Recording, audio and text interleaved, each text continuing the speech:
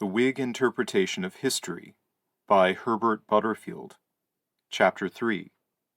History and Judgments of Value.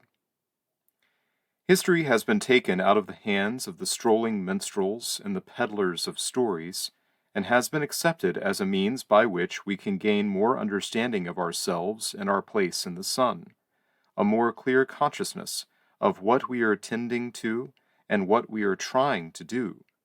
It would seem even that we have perhaps placed too much faith in the study of this aspect of ourselves, and that we have let our thinking run to history with more enthusiasm than judgment. The historian, like every other specialist, is quick to overstep the bounds of his subject and elicit from history more than history can really give, and he is forever tempted to bring his stories to a conclusiveness and his judgments to a finality that are not warranted by either the materials or the processes of his research. Behind all the fallacies of the Whig historian, there lies the passionate desire to come to a judgment of values, to make history answer questions and decide issues, and to give the historian the last word in a controversy. He imagines that he is inconclusive unless he can give a verdict, and studying Protestant and Catholic in the 16th century, he feels that loose threads are still left hanging unless he can show which party was in the right. He wishes to come to a general proposition that can be held as a truth demonstrated by history, a lesson that can be taken away and pondered apart from the accidents of a particular historical episode. And unless he can attain to something like this, he feels that he has been working at a sum which had no answer. He has been wasting himself upon mere processes. He has been watching complication and change for the mere sake of complication and change. Yet this, which he seems to disparage, is precisely the function of the historian. The eliciting of general truths, or of propositions claiming universal validity, is the one kind of consummation which it is beyond the competence of history to achieve. The historian is concerned with the concrete and is at home in the world of facts and people and happenings. The web spun out of the play of time and circumstance is everything to him. Accidents and conjectures and curious juxtapositions of events are the very stuff of his story. All his art is to recapture a moment and seize upon particulars and fasten down a contingency. The theorist who loves principles for themselves may discuss them freely, for he discusses them, so to speak, in the air, but the historian must bring them to earth, for he only studies them in other men's lives. He must see principles caught amongst chance and accident. He must watch their logic being tricked and entangled in the events of a concrete world. The historian is essentially the observer, watching the moving scene. Like the traveler, he describes an unknown country to us who cannot visit it. And like the traveler, he deals with the tangible, the concrete, the particular. He is not greatly concerned with philosophy or abstract reasoning.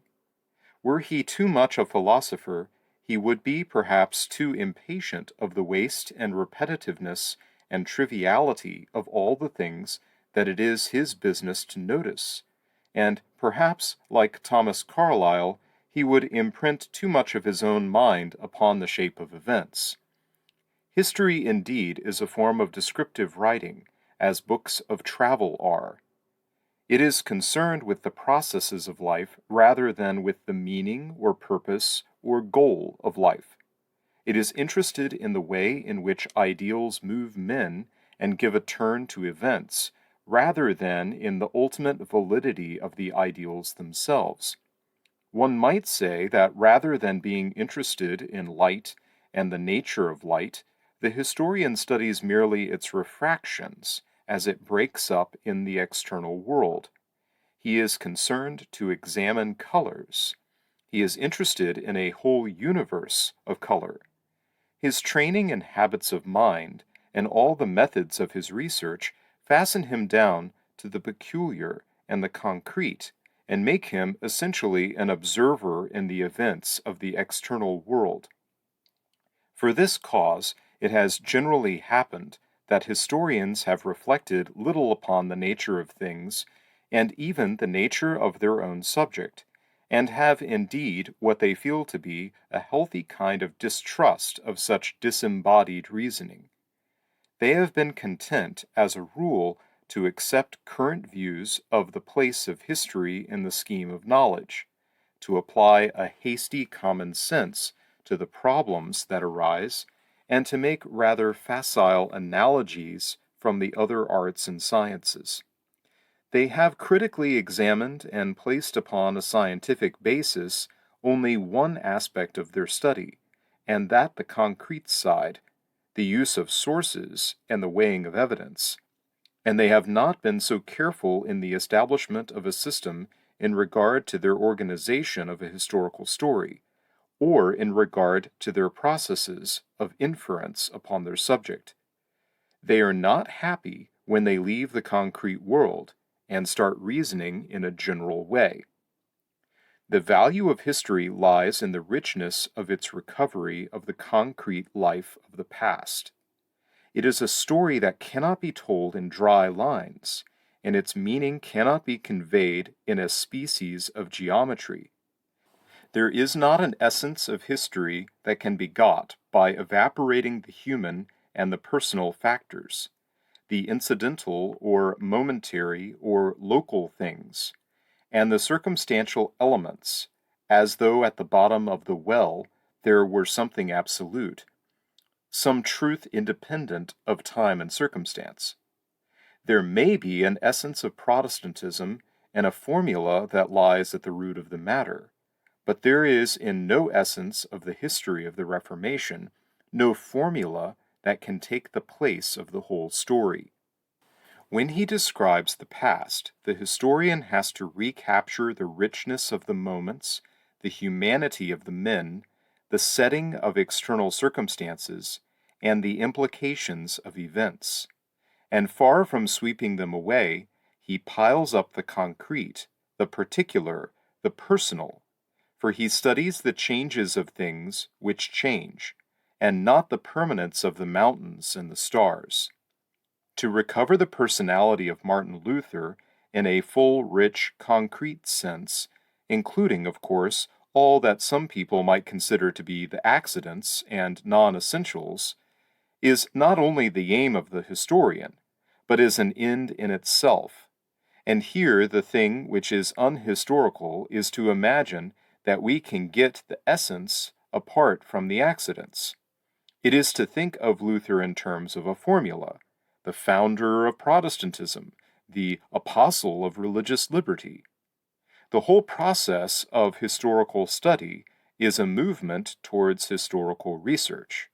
It is to carry us from the general to the particular, from the abstract to the concrete, from the thesis that the Reformation led to liberty to an actual vision of all the chances and changes which brought about the modern world.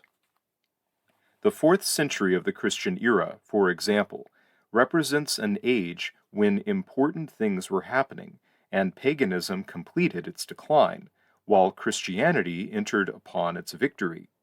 It is obvious that great and palpable human issues were being raised and decided in these years, and special varieties of human relationship arose, giving life and experience a peculiar intensity.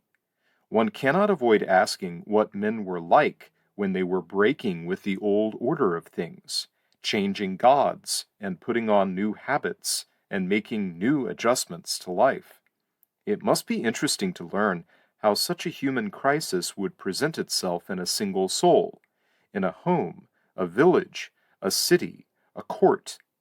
What did men think of an emperor who accepted the guidance and even the reproof of bishops, and refused to grant state aid for the service of the ancient gods? What kind of rapprochements took place between declining paganism and rising Christianity? What did the Christians borrow from pagan rites and fetes and ideas? What consciously and what unawares? What was the feeling of the old men when the young were forgetting their gods? And in the after day, when evil fell, did not some men take their Christianity with a misgiving? It is easy to see the fight between Christianity and paganism as a play of forces, and to discuss it, so to speak, in the abstract, but much more illuminating to watch it as the interplay of personalities and people, with the four winds of heaven blowing around them. Much more interesting if we can take the general statement with which we began, the mere formula for what happened in this age, and pursue it in its concrete incidents until we discover into what manifold detail it differentiates itself, and learn how various were its workings in actual life, how surprising even its byplay and the side issues which it raised, how rich its underlying complexity and its implications in human story. It is along this road that the historian carries us, away from the world of general ideas. It is not for him to give a philosophical explanation of what happens in time and space. Indeed, any history that he writes ought to be as capable of varied philosophical interpretation as life itself seems to be. In the last resort, the historian's explanation of what has happened is not a piece of general reasoning at all. He explains the French Revolution by discovering exactly what it was that occurred, and if at any point we need further elucidation, all that he can do is to take us into greater detail and make us see in still more definite concreteness what really did take place. In doing this, he is bound to lead us to something which we never could have inferred, and this is his justification. It is the romance of historical research. We, after a survey of the Reformation, may seek to deduce from general principles what must have been the reasons for its occurrence. But there is all the difference in the world between this kind of philosophizing and a close and concrete examination of how Martin Luther's great decisions came to be made. This accounts for the air of unreality which hangs around much of our general history when it has been compiled with too great impatience of historical research. The result of historical study is precisely the demonstration of the fallacy of our armchair logic, the proof of the poverty of all this kind of speculation, when compared with the surprise of what actually did take place. And the historian's passion for manuscripts and sources is not the desire to confirm facts and dates, or to correct occasional points of error in the historical story, but the desire to bring himself into genuine relationship with the actual, with all the particularities of chance and change, the desire to see at first hand how an important decision comes to be made. So the last word of the historian is not some fine, firm, general statement. It is a piece of detailed research. It is a study of the complexity that underlies any generalization that we can make. Above all, it is not the role of the historian to come to what might be called judgments of value. He may try to show how men came to differ in religion, but he can no more adjudicate between religions than he can adjudicate between systems of philosophy. And though he might show that one religion has been more favorable in its sociological consequences than another, though even, which is much more difficult, he might think he has shown that the one is bound to be better in its ultimate consequences through time, still, it is not for him to beg the question of the assessment of material losses against what might be considered spiritual and eternal gains. His role is to describe. He stands impartial between Christian and Mohammedan. He is interested in neither one religion nor the other, except as they are entangled in human lives. Though he might describe, if he can untwist them, the economic consequences of the Inquisition in modern Spain, though he might even show that the Inquisition was in some way responsible for reducing Spain from the ranks of the great powers. Still, he has not shown that it was fatal to happiness, and he cannot beg questions concerning what is the good life. At the end of it all, the Spaniard might retort that the Inquisition, which robbed him of greatness, was the institution which once gave him prestige and power, and it is proper that the historian should be driven to pursue his inquiries a step further and ask why the Inquisition, which in one set of circumstances helped the power of Spain, should in another set of circumstances have contributed to its downfall. He is back in his proper place when he takes us away from simple and absolute judgments, and by returning to the historical context, entangles everything up again. He is back in his proper place when he tells us that a thing is good or harmful according to circumstances, according to the interactions that are produced. If history can do anything, it is to remind us of those complications that undermine our certainties, and to show us that all our judgments are merely relative to time and circumstance. There is one argument against the Whig interpretation of history which is paradoxical and is in conflict with all our habits of mind, for it takes away what many might feel to be the virtue and the utility of history, and it robs the historian of his most trenchant attitudes and his grandest note of finality. It lies in the fact that we can never assert that history has proved any man right in the long run. We can never say that the ultimate issue, the succeeding course of events, or the lapse of time, have proved that Luther was right against the Pope, or that Pitt was wrong against Charles James Fox. We cannot say that the ultimate consequences of Luther's action have justified his purposes or his conduct, for the modern secularized world has no more vindicated Luther's mastering purpose or his ideal of a religious society than it vindicates the medieval ideal of the popes. And in any case, we cannot work out the ultimate consequences of Luther's conduct unless we wish to imitate the schoolboy who, writing on the results of Columbus's discovery of America, enumerated, amongst other things, the execution of Charles I, the War of the Spanish Succession, and the French Revolution. By great labor, we can perhaps track down the displacements which the Lutheran revolt produced in Luther's own day. We may be able to disentangle something roughly like causes and effects in the transition from one generation to the next, but very soon we can trace out nothing more. We can only see the results of Luther's conduct entangled with the results of everything else that was producing change at that period. We can only focus ourselves upon the new situation as a whole and watch fresh displacements being produced now by fresh conjectures. The most that we can say is that if Luther did ill in his day, the evil for which he was responsible was part of the situation that men in future had to face, and that his successors, working upon the new state of the problem, would set their purposes anew and still make all things work together for good, though henceforward it might have to be some new good that they set their hearts upon.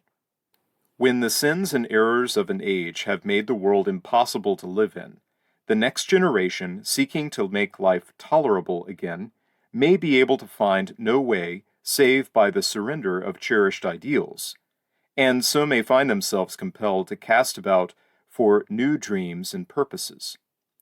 An important aspect of the historical process is the work of the new generation forever playing Providence over even the disasters of the old, and being driven to something like a creative act for the very reason that life on the old terms has become impossible. It represents a complication that may be hidden from our sight if the story is telescoped from a Whig version of abridged history. For this reason, we have to be on our guard when the Whig historian tells us, for example, that the Reformation is justified because it led ultimately to liberty.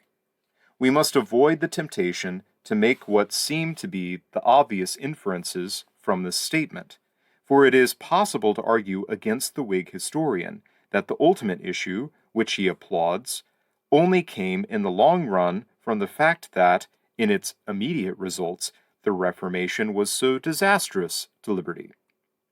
The Reformation, which is so often regarded as a result and continuation of the Renaissance, a parallel movement of man's expanding mind, might also be looked upon as a reassertion of religious authority in the world, a revolt against the secularization, the laxness, and the sins of the time. Luther, who appeals to us so strongly as an innovator and a rebel against constituted authority, was behind everything else the religious leader, in a sense the revivalist, whose rebellion was only an incident in his great attempt to establish right religion in the world. Luther and Calvin were both alike in that they attacked the papal and medieval conception of the religious society, but it is doubtful whether the biblical commonwealth for which they labored would have been any less severe in its control of the individual, or would have commended itself to these men if it had been less severe. And although the Bible has proved to be the most flexible of authorities and the most capable of progressive interpretation, it has yet to be demonstrated that the reformers who used it to confound the popes did not regard it as a more firm and rigid authority than the Roman tradition or the canon law, of which they seem to have condemned precisely the innovations and the development. Luther, when he was making his development of religious doctrine, was not hindered, but was generously encouraged by his superiors in the Catholic Church, and he was not molested when, like so many other preachers of his day, he fulminated in his sermons against the common attitude to indulgences. One might say that the very action which precipitated the break with Rome was prompted by Luther's own intolerance of what he deemed wrong religion in other people. It might be argued that what Luther rebelled against was not the severity, but the laxity of the popes.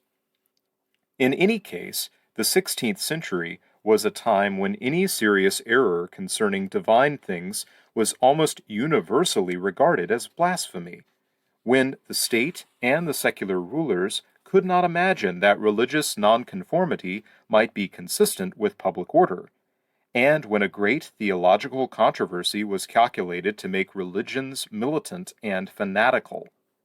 One might have predicted that, in the 16th century, a religious movement which assumed large proportions and implied a schism in the Catholic Church would almost make the continent run with blood, particularly if it provoked by reaction a revival of religious fanaticism in Rome itself. It is difficult to escape the conclusion that Luther's break with the papacy, for which the popes themselves were so greatly responsible, since they seemed determined to drive him to revolt, had disastrous results in the succeeding generation, and was terrible in its effects on life and society.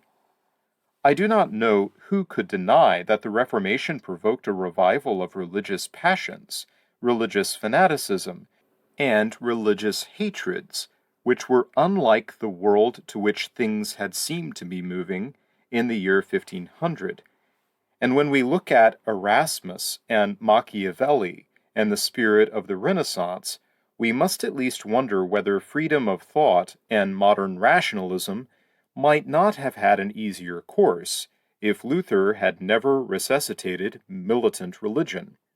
Even though it might be argued that the terrible wars which devastated so many countries during a whole century were not by any means solely due to their ostensible religious cause, it is nonetheless certain that religion contributed to them their fanaticism and intensity, and the introduction of the religious element neither helped to clarify the other issues nor tended to make them more capable of compromise. It would be as great a mistake to deny the genuineness of religious fanaticism in this period as to describe all the horrors and evils to the iniquity of the Roman Catholics, for the real seat of the tragedy lay in the ideas which Luther and Calvin and the popes held in common, and held with equal intensity: the idea that society and government should be founded on the basis of the one authoritative religion, that all thought should be dominated by religion, and that within this religious society no heresy or blasphemy or abomination should be allowed to rear itself up in defiance of God. There is little point in blaming either Luther or the popes for a view of religious authority which was connected with their fundamental assumptions concerning society, or in attacking them for a belief in persecution which was perhaps only the reflex side of their religious certainty. But we can say that when such assumptions were so deeply rooted in the minds of almost all religious men, a movement like the Reformation, working in direct antagonism to the hitherto recognized and constituted authority, was bound to be disastrous in its terrestrial consequences. Catholics were not alone responsible for the tragedy and the devastations of the religious struggles.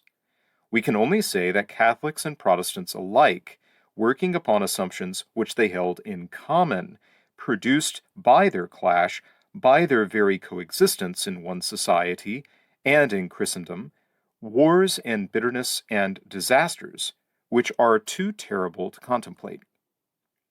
If we focus our vision afresh and fix our attention on the post-Reformation world, we see a generation faced with a new weight of problems, and confronted particularly by the strange problem that arose out of the coexistence of two forms of religion in one society, what we should call the problem of religious minorities. We can see novel experiments being tried, a great attempt to make life possible and tolerable again, and it is almost amusing to see the measures to which men had to resort because they could not escape the fundamental assumption that church and society should be coextensive. They could not imagine that a government should be anything but the first servant of the one true faith. A long road had to be taken before religion could be regarded as an optional matter for an individual, or churches could be accepted as voluntary societies within the state.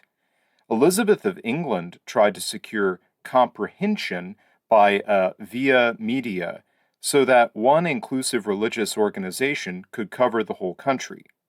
Catherine de' Medici, failing comprehension, was willing to tolerate a religious minority, somewhat as an anomaly, almost as a state within the state. Toleration was enforced at times as a suspension of the problem, being regarded at first, very often, as an interim measure, an attempt to reach a modus vivendi until the healing of the Church. Parties like that of the Politiques of France might still acknowledge that persecution was the religious ideal, and one religion alone the true one, but decided that persecution could not be carried out on the scale of a massacre, and said that the state must not be wrecked for the sake of religion. As the struggles proceeded, the state found the opportunity to rise into the position of adjudicator, while the religious bodies tended to look like conflicting parties within the state. The secular government, instead of regarding itself as the servant of the one true faith, might even stand out as the guardian of the interests of society, imposing peace upon religious factions. In all these ways, toleration emerges with the return of religious indifference. It comes as a secular ideal. It is the reassertion of the rights of society and the rights of this world against religions, which by their warfare and by the absoluteness of their claims were acting in defiance of social consequences. Elizabeth of England, Catherine de' Medici, William the Silent, Wallenstein, and all those parties which in one country or another adopted the attitude of the politiques, attempted to heal the sorrows of the time and to overcome the Reformation tragedy by subordinating religion to policy. They helped the cause of liberty because they were too worldly, and from the point of view of their own age, they were perhaps too wicked to support one religion or another in defiance of social consequences and in disregard of a political good. But all the time, religious bodies themselves were altering and were being affected by changes in the world. From the first, all parties had cried out for freedom of conscience against the dominating church, and each had attacked the persecutions of the other. But Protestants, arising as a minority in so many countries, had the greater experience of this manner of protesting. Some people were bound ultimately to arrive at the view that all persecution, even on behalf of the truth, was wicked. The Bible became a more fluid and flexible authority than Luther or Calvin had imagined it to be. Protestantism broke up into more divisions and parties than its original leaders would have liked to see. These sects could not forever go on persecuting one another when the papacy menaced them all. The Protestants were in a better position than the Catholics to learn the relativity of various forms of religion, and to regard church organization as the subject of experiment, and doctrine as the subject of inquiry. Protestants came to tolerate one another, though it was long before most of them could tolerate a Catholic. There emerged ideas like that of the Independents in England, who advocated a congregational system that permitted of religious diversity within the state. Toleration, which had been a secular policy, a political necessity, was turned into a religious ideal, and churches came to take their place as voluntary societies within the state. Instead of the old ideal of the state as one uniform and coherent religious society, the ideal of Lutheran, Calvinist, Anabaptist, Anglican, and Roman Catholic, there grew up the principle of religious liberty, the idea of the secular state, within which men could join any religious group or choose not to belong to any at all. The view that a government must be indifferent to men's choice of church or religion. The original Protestants had brought new passion into the ideal of the state as a religious society, and they had set about to discipline the society more strictly than ever upon the pattern of the Bible. The later Protestants reversed a fundamental purpose and became the allies of individualism and the secular state. At the back of everything, moving men to this change of purpose, this revision of ideals, was the tragedy of the Reformation, the havoc caused by the coexistence of two forms of religion in the same society. It was because the results of the Reformation had been so disastrous to life and liberty that people were driven to re-examine their principles, and were compelled even to alter religious ideals.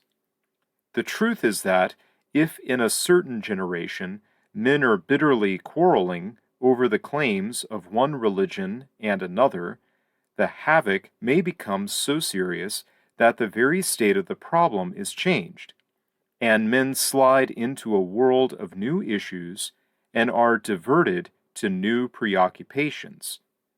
The question that exercises the next generation will be how to secure some sort of a religious peace, how, at least, to contrive that religious controversy shall not spread ruin over the world.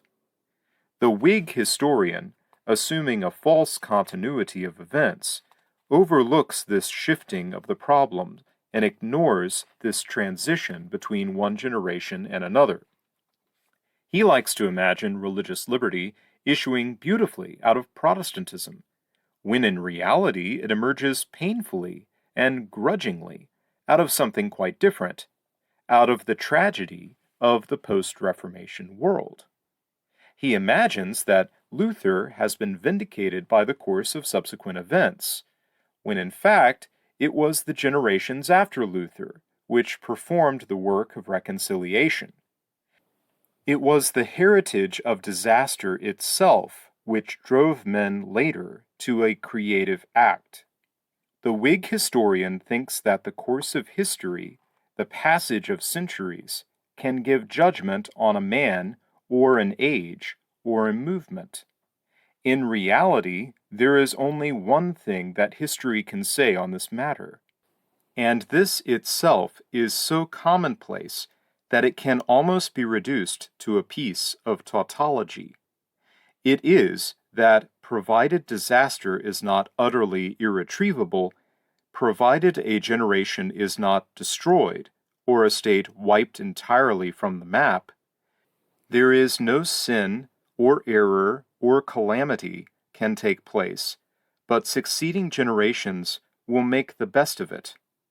And though it be a Black Death or a fire of London that comes as a scourge and a visitation, men will still make virtue of necessity, and use the very downfall of the old world as the opportunity for making a new, till the Whig historian, looking back upon the catastrophe, can see only the acquired advantages and the happy readjustments.